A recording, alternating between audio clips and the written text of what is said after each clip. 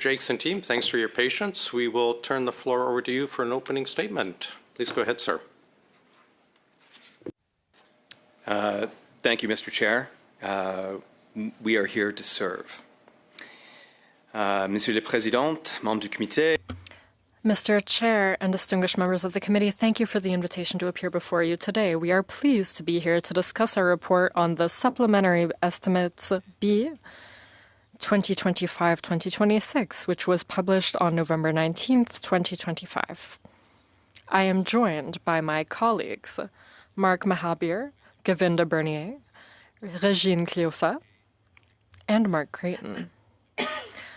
The Government Supplementary Estimates B for 2025-2026 outline an additional $10.7 billion in budgetary authorities.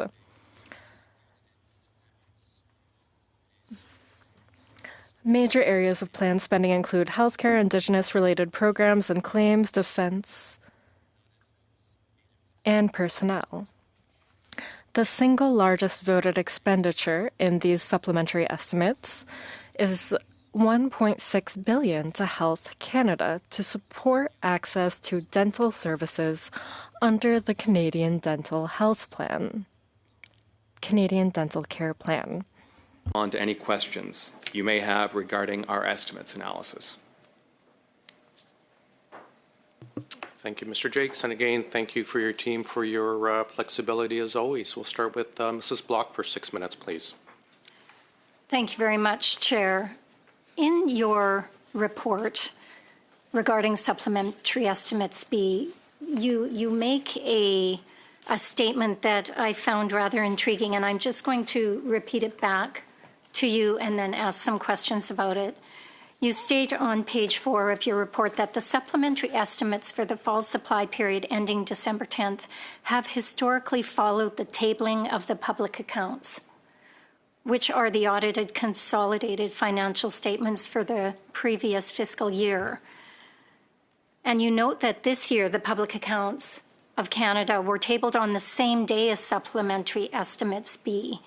You also go on to note that over the last 5 years, the supplementary estimates have followed on or before the day of public accounts, and 6 times in the last 10 years. And that appears to be a bit of a pattern to me. And I also note that you've stated that on financial reporting, timely publication of the public accounts would provide parliamentarians with more time for ex post financial scrutiny and better information to assess the government's budget plans and estimates.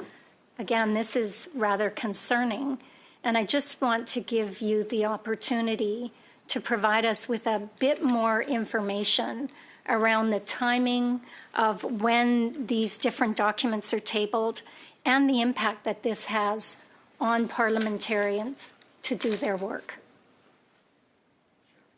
Excuse me. Thank you for the question. So it wasn't only Supplementary Estimates B and the public accounts tabled that very busy first week of November. We also had the budget, and we also had the departmental results reports. So in the office, we lost count at around 10,000 pages worth of documentation that was released by the government that same week.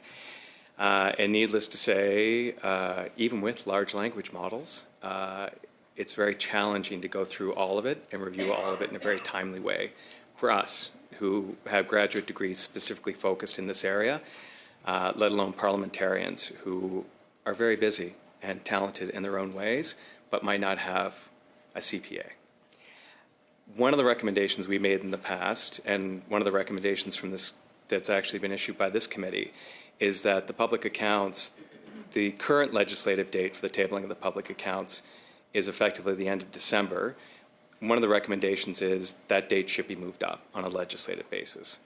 And the primary motivation around that is to ensure that the audited financial statements for the government are available to parliamentarians when they are considering Supplementary Estimates B, so an additional $10.7 billion worth of spending, which includes a fair amount of spending that lapsed in the previous fiscal year, which now the government's coming back in Supplementary Estimates B and asking for this funding again. In addition to that, I would also mention given the changing context around the timing of the budget, it would also be very beneficial for parliamentarians to have those public accounts in advance.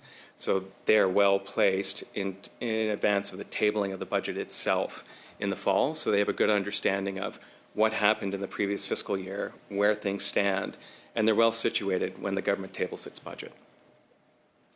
Thank you for that. It is one thing to understand all of the information that is being presented to you as a parliamentarian. It's another thing when it's coming at you fast and furious and not in a timely way. I did go and take a look at the reporting cycle for government expenditures, knowing full well that the government has changed when they are tabling the budget. Is there any impact on the rest of the cycle with regards to the tabling of a budget in November that we need to be mindful of as parliamentarians in an effort to be able to scrutinize the government's spending? I think so based on what the government's published, it's very much the changes continue to be a work in progress. The most evident change, which I would say is a positive change, which should be helpful to parliamentarians, is with an earlier tabling of the budget, parliamentarians will see that in the main estimates document, which is linked to Appropriation Bill 1 and 2, they will see budget measures that the government has indicated that they will be tagging those items from the budget. So there'll be much stronger linkages and cohesion between the government's principal policy document, which is the budget, and what parliamentarians actually vote on, which are the appropriation bills. Going back to my comment with respect to a work in progress, I think there are additional things the government could consider doing, certainly to render the cycle more accessible for parliamentarians. The public accounts and tabling them earlier would be one of those things. There also might be other changes that would render the process more amenable to parliamentarians having a better sense of what's going on, because at the end of the day, no money can be spent or revenue raised without the approval of Parliament. Thanks, Mr. Jakes. Thank you very much for being here, Mr. Jakes. Earlier today, you were before a Senate committee, and you actually said that you were having some issues getting information on the Defense Investment Agency. I'm just wondering if you wanted to elaborate on that, what kind of information you were looking for and what rationale they've given you as to why they are not giving you the information. Thank you for the question. News travels fast. So we did send in an information request to the new agency at the beginning of November, and specifically it was in response to questions that we received at the Senate National Finance Committee around the specific agency and concerns that members of the Senate had with respect to transparency because of the administrative framework within which these agencies are being established, which is distinct from a standard government department. At the time, my response was, it might be different, but we'll see if the organization is willing to share information. I would say we did publish a report this morning on Build Canada Homes where the powers of information access we have that we utilize on behalf of parliamentarians worked really well. And that new organization shared information with us. We were able to analyze it, understand it, and we're able to publish that for the committee. In the case of the Defense Investment Agency, unfortunately it hasn't been the case. So we asked for basic tombstone information regarding what's your budget, how many people work there, and could you break things out by standard object, which is in internal government accounting parlance. You need to know this. You need to know the different categories, so personnel, professional services, utilities, information, and so what have you. We didn't receive it. Initially, they reached out. They asked for an extension.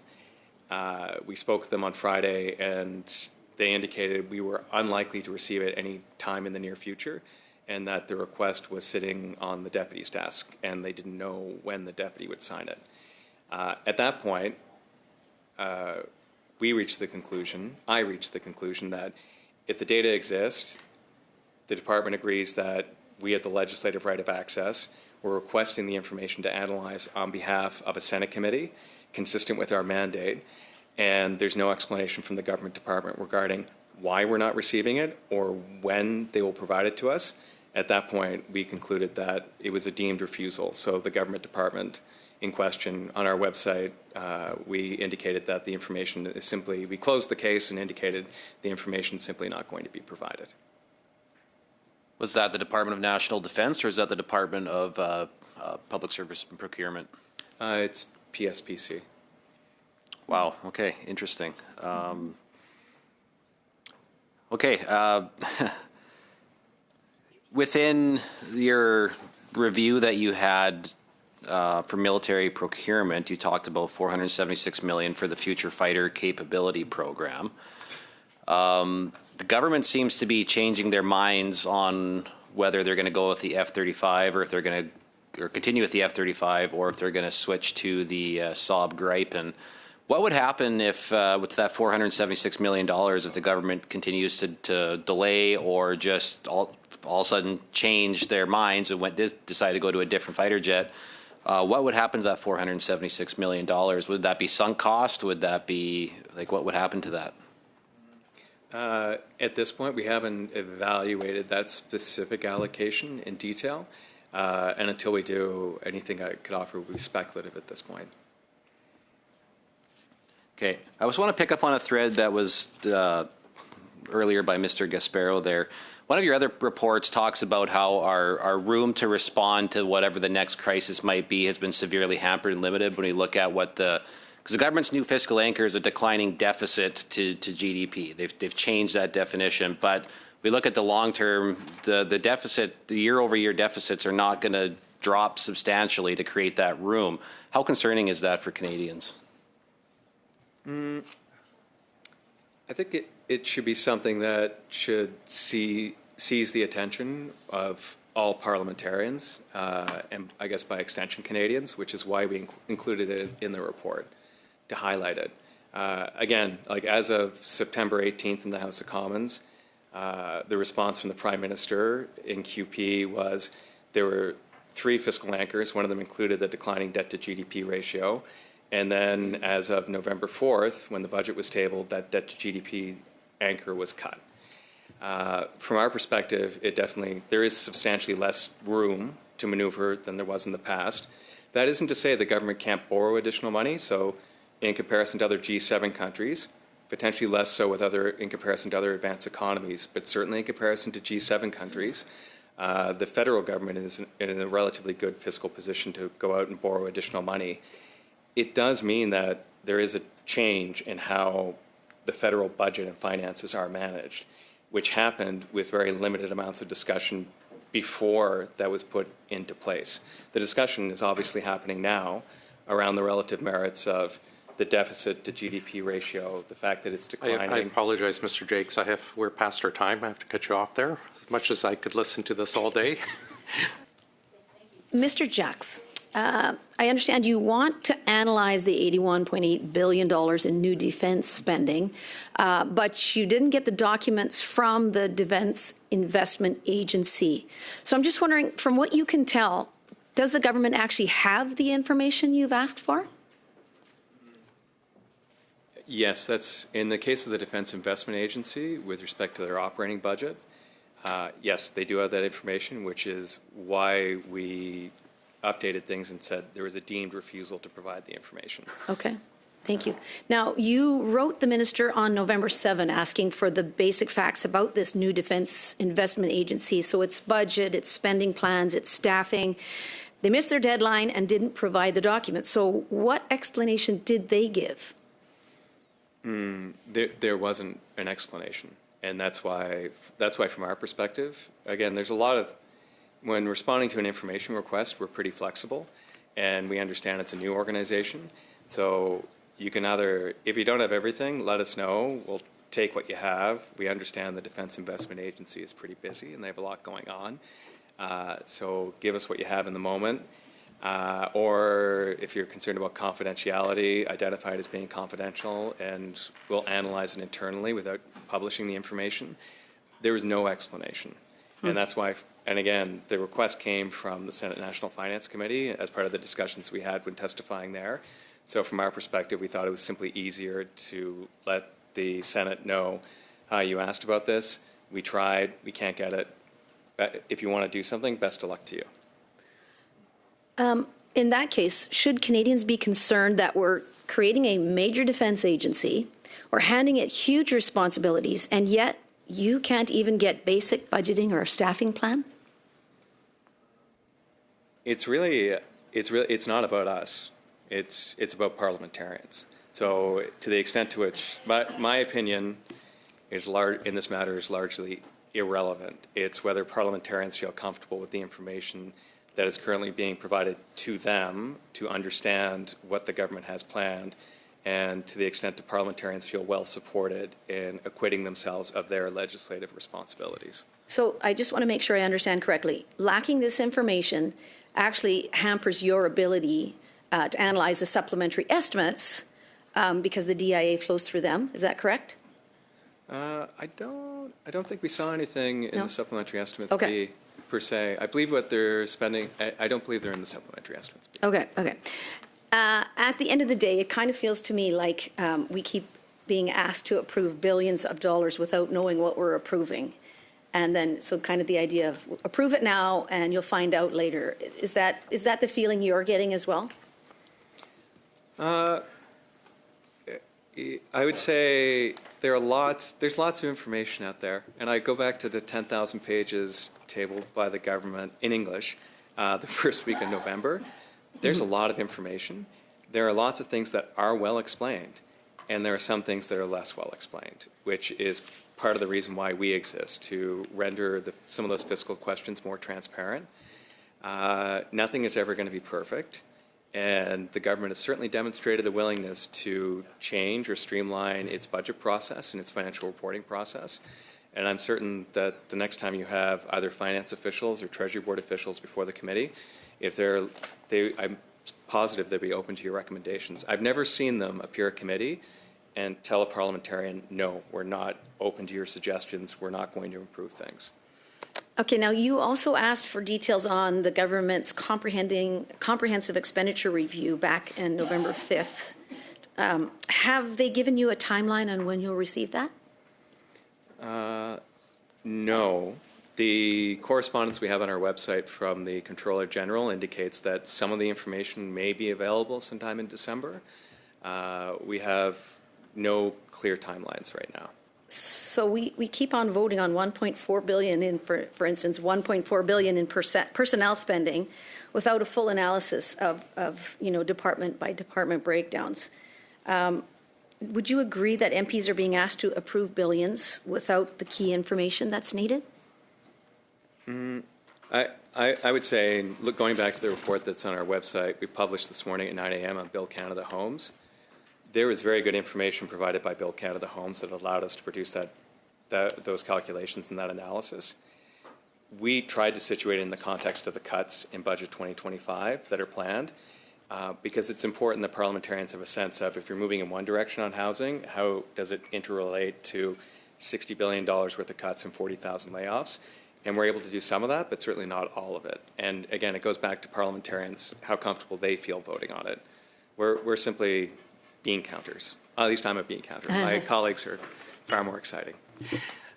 Thank you very much. Thank you, Chair.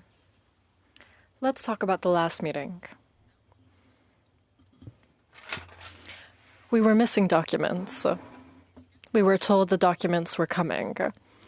You received 10,000 pages of information for your work. No.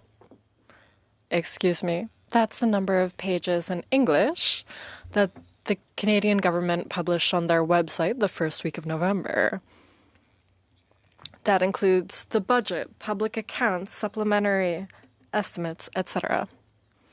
And after our last meeting, have you received the documents you need to do your work? In order to evaluate the austerity plan, no. And what documents do you need? Are there numbers? Are there articles? What do you need? We are here to help you. clearly we want to know, and we also want you to do your job properly. What do you need? We asked for key data. We asked for a list of programs that will be impacted. The names of full-time equivalents, the decrease in each budget, and impact on Canadian services, because for each program, for the accountants, it's a number, but for Canadians all over the country, there are programs and services. Dental care. Is that expense? Because it is an expense. Is it considered an investment?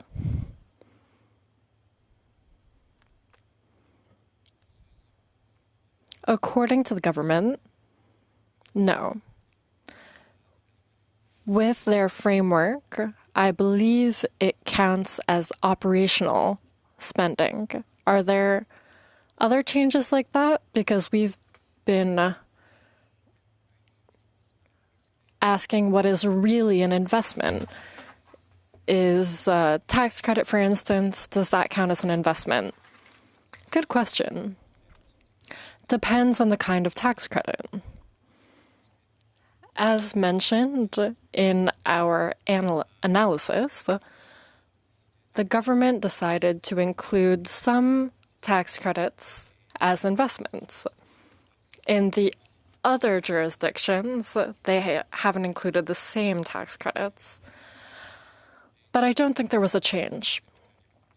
I think the last time I appeared before this committee, I explained that there's no perfect way of taking things into account. But that said, the government needs to make a link between each dollar spent and capital creation in the economy.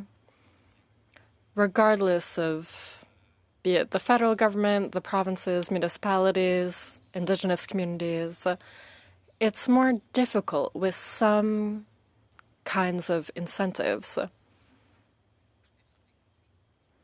So it's a point of view.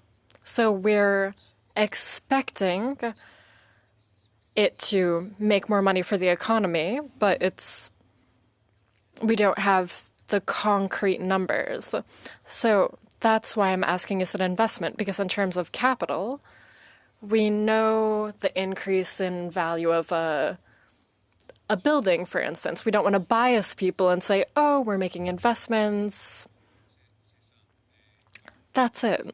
And as I mentioned about 10 minutes ago, with the IMF, there is a good justification in saying that making sure people are in good health, they're educated, they can find a job, they can be trained. That's a real capital fund. It's difficult to measure that. But conceptually, there is a justification for that. And that's the IMF, not me. What impact can that have on our credit rating? It's important to respect international standards. We can play around a bit with the numbers, but at the end of the day, well, we'll read the results by the Auditor General. So what can we expect from these new accounting measures? It would be important to have someone to evaluate this new way of doing things in an independent capacity, so that there's not too much flexibility for the government to change the definition of capital investment from one year to the next without justification. It's important for parliamentarians and the public to be able to follow those changes. Question inaudible for the interpreter. There are many people all over Canada and multiple organizations. For us, it's important that the people who create those frameworks and those who evaluate it at the end of the day are independent from those who need to put those in place. So you can do that. We can, perhaps the Auditor General, external non-governmental organizations. Thank you very much, Chair. Thank you very much. Mr. Patzer for 5, please. I'll be quick. I'll come back to what we were talking about earlier. Organizations, banks, something like the Montreal Economic Institute.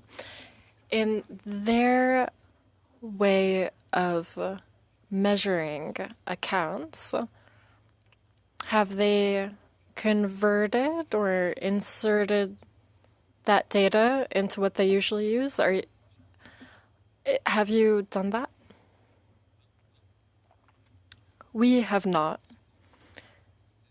We were just speaking with StatsCan. StatsCan has national accounts. And in that context, there is an obligation for StatsCan to reconcile that.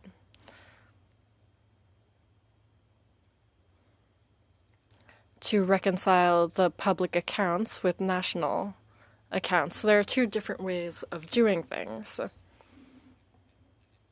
StatsCan is an independent body. StatsCan's responsibility is to manage a lot of data. Perhaps StatsCan would be well placed to take on more responsibility regarding the development of the way things are done and the evaluation after the fact. Or banks. Banks that are taking our numbers and are analyzing them differently. Yes, I think StatsCan is very well respected.